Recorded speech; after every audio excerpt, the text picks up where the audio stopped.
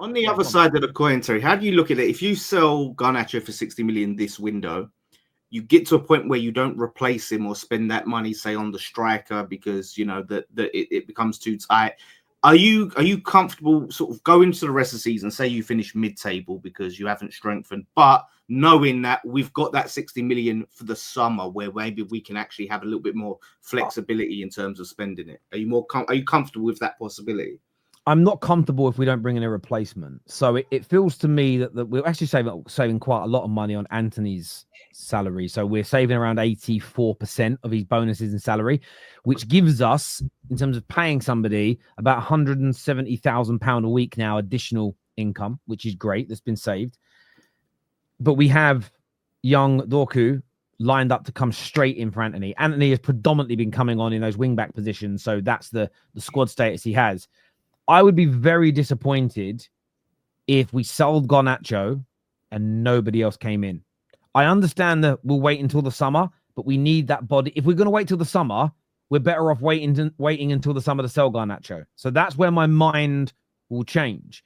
But I'm just not going to panic about it or get angry about it until it arrives, because I just don't think it's worth losing the energy. We were all saying a week ago, are we going to bring in? As soon as it was announced that Anthony was practically gone, within 24 hours, straight away, the Patrick links were there. So for me, I feel like once we get told there's a here we go, or there's an agreement, and I think we are selling or securing exits before we commit to buying anybody, because we are sailing close to the PSR wind. And even if we're not as close to it as we're stating, we can't behave in the market the opposite to what we're telling the media. So we can't tell everyone we're sailing close to the wind, but sign 3 players before anybody leaves, because that doesn't sell that narrative well. So whether it's through necessity or there's a little bit of gamesmanship, I feel that once the exit of Garnacho is announced, I believe very quickly you'll see us accelerate for one of our targets. And the only way I think we'd have done it the other way around is if one of our targets started moving legitimately closer to joining somebody else, and we were sort of forced into doing it. So to answer your question fully, I will be very frustrated if Garnacho leaves, if Rashford leaves, and we bring nobody in. That for me is ridiculous, because we do need the bodies at this point, because Garnacho played quite well last night. But if we bring someone else in and he's better and we've made a little bit of profit on top, fucking great. That's what I'd love in an ideal world. Whatever you sell players for, you buy for cheaper and they're better. Great, because then you can buy more. So for me, yeah, I'm staying relaxed on it until that. I don't think we're in a position to just sell and not buy anyways. I know you want to move on, but we're already short an attacker since we gave Chelsea Sancho. He should have been replaced, and we'd replace him. So if we're gonna sell 2 more and get no one, we pretty much don't have anyone to play up front. No, I agree. I think it's almost impossible that the Ineos would do that. Yeah, and that's why I'm not panicking, because I just don't think it's going to happen. And you look at players like Mbomo. Listen, all the clubs are saying their players are not for sale, and the managers in the press conference say, I think he'll be here. If the right money is offered, practically every player in the world is. In fact, they all are. If you wanted Vinicius Jr. today, there's a certain amount it will cost you a lot of money, but you pay the payout clause. Every player in the world is available at the right price. Man United could sign Mo Salah at the right price, because there is a price that we could offer this January where at some point even Liverpool fans are going, you know what, for that much money, get it done. And wages included, though. You'd have to offer Salah crazy wages. No, he may not say yes. I'm just talking about getting an agreement from a football club. For me, I've always been under this belief in football. If you offer enough money, you can get anything done. Salah's an extreme example, but I still think it holds water. I think if you actually go to Wolves and say, there's £50 million.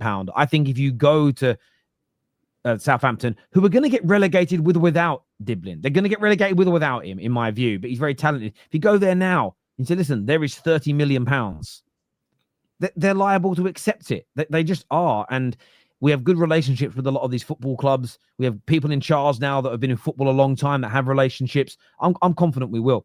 Rahman here shares what Amarim has just said. He says anything can happen. He ruled out the exit of Rashford and Garnacho before the window shuts. Let's focus on the team and the players we have. But that works the same as all the other managers. He's just saying they're my players. He's not going to... So I just wouldn't take any of these comments from him or any other manager too seriously. He gets asked about these players leaving all the time. He doesn't even get asked about the game, and he's frustrated. And I get him because I was watching his press. You know what? When there's a Europa League game and then we have the game on Sunday, so they do the press conference for both. So halfway, they cut the questions from the game that just ended. And they're like, all right, now we're going to start previewing the Fulham game. While they're previewing the Fulham game, he got asked about Garnacho, Rashford, and Casemiro in 3 separate questions. Imagine you're a manager. You want to sit there. You want to talk about the game coming up, and all you're getting asked about is transfer questions. What more has any manager or coach just said, yes, we're selling all of them? They're all for sale. Yeah, especially he can't say that. He's just gonna say oh, let's focus on the game. Like he has to, and especially as most head coaches are not involved in any of that business. It's not. They get updates. They're not involved directly in those processes. It's not the Fergie days. It's not the Wenger days. It's not the Brian Clough days where they would be out driving to these players' houses and picking them up from airports and things like that. Like it just doesn't happen with them anymore. But it's why our fans are not as educated as our European counterparts, because our media tells us that net spend is real. Our media ask the managers these questions when they have almost no involvement whatsoever. We every time a manager comes in, they talk about the power they've got and they ignore the structures that are now at football clubs. It's not fair on our viewers, as in the general football viewer. We are only going for Garnacho because of Mudrik's situation. That's the only reason we're buying him. No one else has put 2 and 2 together. But Nav, you've got George. This is why I think it's more than that. You have young players like George at your club, Tariq George, who some Chelsea fans think are better than him. If it was just about filling a body, why spend 60 million to do it? This, for me, tells me that Chelsea actually rate him. It isn't just you're going to come in. I don't think they're buying Garnacho to purely play in their Conference League games. I don't believe that. I think he's there because I think Chelsea's hierarchy rate him. Nav also says, but you can also say, because United are in financial risk of PSR, American for an American, you scratch my back. Listen, I've said that on 3 shows now this week. There is a theory, and I think it holds some water, that these club owners have a bit of a gentleman's agreement. When any of us are struggling financially, one of us will step in and buy a player that's pure profit, that helps with PSR from the other. But once it's been done once, it has to be reciprocated. So I wouldn't be surprised if we help them with the Mount situation. Would I be shocked? Like, I can't believe this has happened if it turns out that we buy Mount and then a few years later they buy Garnacho, so we both help each other. I wouldn't be surprised in any capacity if that turned out to be true. It's a theory. It's a conspiracy theory, but I wouldn't be shocked. Mr. Staffy, can we be friends again? I respect you, is what I'm Donna says. No. Okay, there we go. That's cold. Living in the US has infected me with conspiracy illness. United took Mount. We're returning the favor. We don't need a left winger. Desperate for a goalkeeper or striker. There's something in that. There's something in it.